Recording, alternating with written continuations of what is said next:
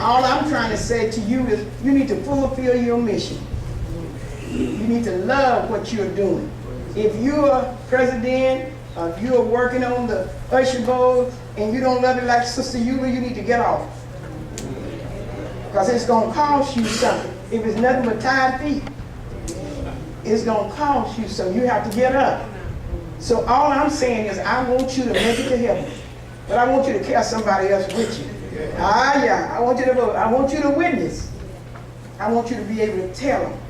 This is the reason I'm testifying. Yes. Do like Sister Chantel did tonight, like Sister Felicia Fedderson, like Sister Mother Lily Skinner. Those are the three. Those are the first three. And the missionaries will get ready because I'm going to be releasing. I know the story. Yeah, I feel it. I can talk about it. Yeah, Jane. You know, I know the story. It's in the book, and all you got to do is read it. I can talk about it. Jesus calling him to you. But it's what are you doing? What are you doing today? We got to give an account of ourselves for today. I thank God for Mother Collins, who put up with me. She let me, she said, you don't have to stay in no hotel. You can stay in the house with me. So she's been keeping me. Amen. Amen. Thank God for Sister Harvey. Just ran into her and we was getting some food. And she said, Mother, I got to go. And Sister Collins said, well, we know a soul place around here. So we went and got some soul food. And she said, I'm going to pay for it. Mother Harvey paid for my lunch, paid for Sister Collins' lunch. Y'all hear me?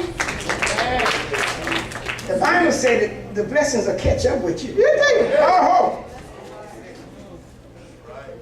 Amen. You just do what God said do. And watch God. Just watch him bless you. Just obey. I want you just to obey, not grumble. Don't grumble. If you don't have the $3 I asked for, just say, Sister Glove, I don't have no $3. I bought me a hamburger. But don't complain and say, all they want's money. No, all you want's money too. And the church can't, when we leave here, y'all was shouting a while ago, I looked at that choir and said, they know what they saying about because they was all in their feet. But when we get through shouting, me on chapel got to pay a light bill. Amen. Amen. They got to pay. While you shouting, they got a light bill. They ain't giving it free. So it's going to cost something. And we as saints of the Lord, I read it in here and it said, we want to be saved, but we're going to have to obey. My brother over here is a fisherman. And I was reading a book, and it said, reason they dealt at night, they fished at night, because when Jesus went and told them, cast your net into the deep, they said, but Master, we done fished all night.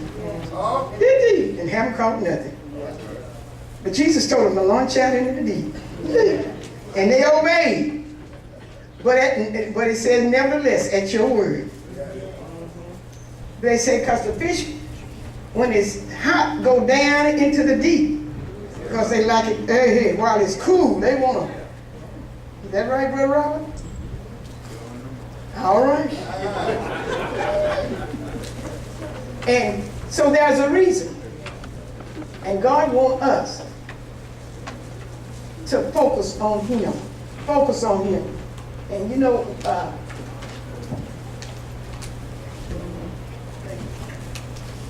going to help this old woman. All right. It says, obedience proves trust. When you obey, you said, I'm trusting the Lord. Faith come by, and hearing by. And how many words, how many scriptures in the Bible is right? My daddy said all is a powerful three-letter word. It's inclusive. It means everything. And you can't say, well, I love Abraham, I love Moses, I love Ezekiel, I love Isaiah, and hate Obadiah. All scripture. When we get to the New Testament, Mark, Matthew, Mark, Luke, and John. And we appreciate, Sister Pickett, I appreciate you at the Sunshine Band gathering in July at Superintendent's Church. Those children did something. And I told them, when we come to the district, we don't have that kind of time. But when they have their own day, when the Sunshine Band and Purity Class Day, they did a job. Amen? And we appreciate it. And we're training our children so they will know. My son now is my baby son is 35 years old. When he was about 11 or 12, he's sitting up in church. He wasn't cutting up, but he was grinning at the person cutting up. And I said to him, my soul's involved, because I got to watch you, and your soul's involved. I said, now if you're going to cut up, you'll be 35 years old sitting next to me. Now he's 35. Got 4 children. And it would look something, I had to keep him up here on the front seat with me. But we have to train him. Mother Lewis told us in the Business and Professional Women, should we correct children? Yes. Mothers, yes, they need correcting, but it's a way to correct them. You got to remember who they are, what age they are. Be sensitive. Sister Eula said be sensitive, but you let them know, no, we're not going to have that happen. And once the children understand, they'll do all right. They'll obey. And I'm going to give my personal testimony, and then I'm going to move on. At 8 years old, and this group have heard me say it, at 8 years old, my grandfather would tell my mother, get that gal ready, because she had to go and do my reading. I read for my grandfather while he preached in Temple, Texas, for Elder Johnny Reed. And those of you that know Johnny Reed know you there all night. And I had to go to school the next day. But that didn't make them no different. They was enjoying the Lord. And I had to enjoy the Lord with them. But I didn't lose nothing. Didn't lose a thing. I told him today, told Mother Colin, we were talking about it. Grandpa said, Gal, this stuff is rich.